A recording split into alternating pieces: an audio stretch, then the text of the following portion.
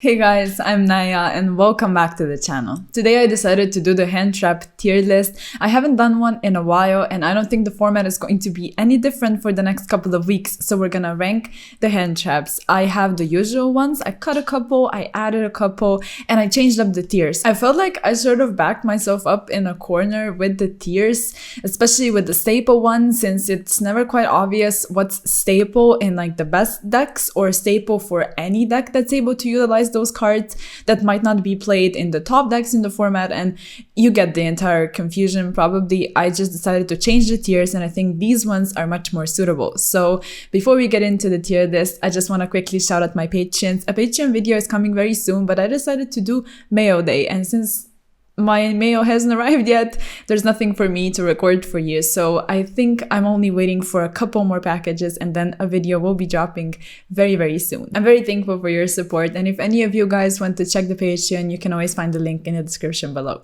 So let's just go ahead and get started. I'm very excited to do this tier list, even though hand traps do seem to have fallen out of favor. There's still a couple very impactful ones, and then I guess some of them might just rise in popularity in a couple months' time, since, like I said, it's not really the time for hand traps, but I still am excited to do the tier list. So we're going to be starting things off with Ash. Now, Ash has always been one of the generic hand traps that's just so nice to use, but I'm only going to be putting it in decent. It has some I always do this. I always mess up implications and applications.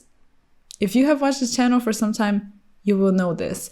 Basically, it has some applications, and we all know, like, yeah, it's one of those cards that obviously you're gonna throw in your deck because it's going to be so nice against so many different decks. But right now, you are more than likely going to be facing just one single deck, and Ash is just not that great against it because you want to actually use your tech slots for more impactful hand traps, and we will get to those. Actually, now that I mention it, like, I am going to be putting Bestial in Goated, and this is not the only Bestial. I actually decided to include all three of them that are like the hand trap versions. I also have the Druisworm and the Saronir, just because, you know, Druisworm together with Magnemite has been seeing play as a small package in a lot of different decks because it's insanely useful against tier elements, and since Magnemite can search Druisworm, Druisworm is also like another DD Crow, and with its graveyard effect, it's also some kind of form of removal, which is always nice to have. So this package is totally fine. But then you look at something like Saronir, and I'm only going to be placing it in decent. If you don't want to go for a high Bestial count in your deck, I can understand that, just because Saronir is not that great in its second effect, and you really want to, like I said, dedicate your slots to very, very impactful cards. And Saronir, even though it has the first effect, if you don't face Ishizu tier element, immediately Bestials become worse against something like Flunder, for example. So you don't really want to be dedicating 9 slots in your deck and then running into a deck that's not Bestial impacted and you drawing copies of Saronir that doesn't even do anything. It's kind of like, you know, it's fine, but you can like maybe side a couple copies. I've seen deck lists with those types of things, or just, you know, not play it at all. I don't know, like, I guess I'm just not a huge fan of it, so only decent, but it's still a Bestial. That's pretty much the entire point I wanted to make on Bestial, and Ghostbell is going to be going in good. Like I said, hand traps need to have some kind of impact right now, and Ghostbell has very, very many. Probably not an expression, has a lot of usages. It's able to be used on Bestials, it's able to be used on the Ishizu cards, on the tier element cards, so pretty much on every single part of that deck. And it's obviously nice against other things as well. So it is one of those that you can actually include in your deck. If you have something like Gamma, again, one of those ones that's seeing play, I'm indecisive where to put it. I think I'll put it above Ghostbell because it's seeing play in more lists than Ghostbell. Gamma is really nice if you want to use it on D-Shifter, which obviously is a pain if you're playing tier Ishizu. Overall, it's not that bad in the mirror match as well. Like, you can use it on Dweller to just prevent it, since people are going to be shotgunning it for the most part. You also have the application of just using it against a rogue matchup, since you're going to be running into those as well. So it's just a very solid going second card. And when it comes to Chaos Hunter, I think I'll put it in not worth it. Like, its effect is decent, only decent. I won't be putting it in decent because I don't think it's even that when it comes to my tier list. Like, it's all right, it's not that great, has the discard, has a body which can just be dealt with Bestios, which people play again. And if it's like, since it's a when effect, the last thing had to have happened for it to like reach its point when it can be activated actually. So with those wild chains right now, it's not even always possible that Chaos Hunter is going to be live. So like, to me, it just doesn't seem worth it. Contact Z, I will put in bruh. Like I said, I added the bruh tier to this tier list as well because, sometimes just some of them just aren't great in that particular format. And it would be kind of weird if you used it because it wouldn't be impactful and useful at all. Like Contact C, Retaliating C, it's just not it's not great right now because Retaliating C is not going to hurt them at all, and Contact C, like, pretty much all I need to say, they're not useful enough. And when it comes to DD Crow, I will put it in good.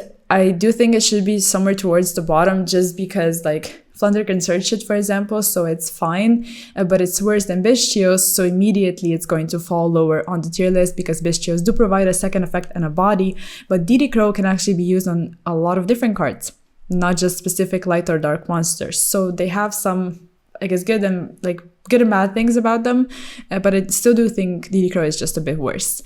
Now, D-Shifter is going to be going in goated, like 100%. I should probably put it like at the top, just because if you're able to run D-Shifter right now, like, it's just so nice. It's insane against tier, and a lot of decks can actually use it at this point in time. So it's not one of those very, very like situational hand traps in the decks that can use it. Like, a lot of them can run it, and seeing the ability of decks like Flunder, Exosister, Pendulum to run this card, it's sort of this needed balance in the format that's so overly dominated by tier Ishizu. So that's why I'm placing it at the top of goated. Then we have Droll. I will just put it in decent. I don't see a lot of usages for it right now. It's, basically just a decent hand trap. But when it comes to Dogwood, I will be putting it in good, and I think I'll place it like quite high. Dogwood is insane right now. It's very useful with especially tier Ishizu mirror matches running so late that you inevitably go into time if you're not just, I guess, a combination of lucky or just very well versed with the deck. I think you're going to be going into time, and when that happens, Dogwood is just a very, very useful card to have. No material, similarly to Chaos Hunter, just it's not worth it. It has way too many like niche things about it that makes it that bad, which is sad to see because it's such an interesting and cool card. But then we have Herald of Orange Light. I will put it at the top of good. Like, some builds don't run Herald. That's important to point out. Some people just don't find it worth it, and I get their perspective and I get some of the reasonings for it, but like me personally, I still think it's very, very good if you're able to run it in tier to just stop cards like D-Shifter that really hinder you. It's nice. You can use it going second when they use Dweller, like to just turn that off. I think both of them are very nice additions. You don't need to run Diviner if you don't want to, but just running Herald and having it is kind of insane right now. So there's that. You are also able to play Impermanence if you want. Like, I think I'll put it somewhere towards the top of decent. It's still Impermanence. It's a cool going second card. If they end up on Elf, it prevents targeting, makes it worse. Overall, just using it as, if you draw only Impermanence, it's not going to be impactful enough, and it's like that with a lot of these hand traps down here in decent. Impermanence, Ash, like, same arguments go for both of them, just because if you only draw this, you're probably losing anyway, and at that point you're just hand looping yourself. And together with that, like, you have Veiler, which it's important to point out that Veiler and also like Herald of Orange Light, for example, these cards that like need to pitch themselves to the graveyard, they lose hard to Dimension Shifter, which is seeing play. Like, obviously Veiler is going to be worse than Impermanence because of that. And Mourner, I think it's a bit better. Like, Pendulum is running Scythe, so you can beat the Scythe lock that way, which is nice. And overall, it's just a bit of a worse Impermanence. So again, same arguments. I also put Kelbeck over here as a hand trap because it's a nice hand trap. Like it's still one of your, like it is in your hand trap count. When you look at your deck, how many hand traps do I run? Kelbeck goes into that category because it has a very nice first effect, even though most people probably know that it mills, obviously. But with its effect of being able to special summon itself and bounce an opponent's monster, special summon monster, is very impactful. Like in a mirror match, it's useful. It's probably useful against a lot of other, decks as well. But in the mirror match, it's going to be obvious that your opponent is going to send something from their hand or deck, so it's a bit more impactful. But seeing as how we play a lot of mirror matches, obviously makes Kelbeck that much better. So, I'll put it in good. It is really good. Like over here, I think is the perfect spot. And then we have Lancia. And when it comes to Lancia, like, I guess it's just not worth it, even though it's not bad. It's useful against Bishios, it's useful against the statues, but like all in all, it's not that useful. So if you play Artifact Sanctum together with Scythe, maybe, you at least have like a bit of a more consistent way to get to Lancia, so you can play it as a target. But only in that regard, do I think that it's worth running it, if that makes sense. I don't think it's that great, so maybe as like a one-off target, but that's pretty much it. Then we have Skullmeister, and I think I'll put it in good. Like it's like probably at the bottom of good, with almost the same effects as DD Crow, also with almost the same usage as the Bishios, disrupting the graveyard. Like DD Crow and Bishios are much better than Skullmeister, especially because they don't need to be chained to the specific thing activating, whereas Skullmeister needs to be, because you're forced to prevent, at least something from your opponent to be used. Like it still feels as if, again, you're hand looping yourself because you didn't even negate the thing you really wanted to. And it's, again, like one of those that if you play a lot of hand traps, sure, dedicate a couple slots in your deck to it, but that's pretty much it. Then we have Nibiru, and I think it's decent. Like, I'll put it probably at the top of decent. Some people don't play around it, which is fair since it's not seeing that much play. But the case of Nibiru is always like, are you playing around it? I don't know. It's not seeing play, so I won't be playing around it. And then people start playing it in like to answer that. So that's like the Nibiru thing, I guess. That's pretty much all we need to say about it. It's nice right now. It's nice against Pendulum as well, since again, they're not going to be playing around it probably. But they are able to. They are able to with some hands. So there's that. Only decent. Ghost Ogre, like, I don't know, probably top of, not top. I guess somewhere over here in not worth it. Or here, it's not useful at all right now. You don't really want to be destroying anything. And yeah, just I would avoid Ogre right now. And then we have Phantasma. This one is going in the Bra tier. We're not linking. We're linking, but we're not linking a lot. So no. And also Token Collector, just bottom of Bra tier.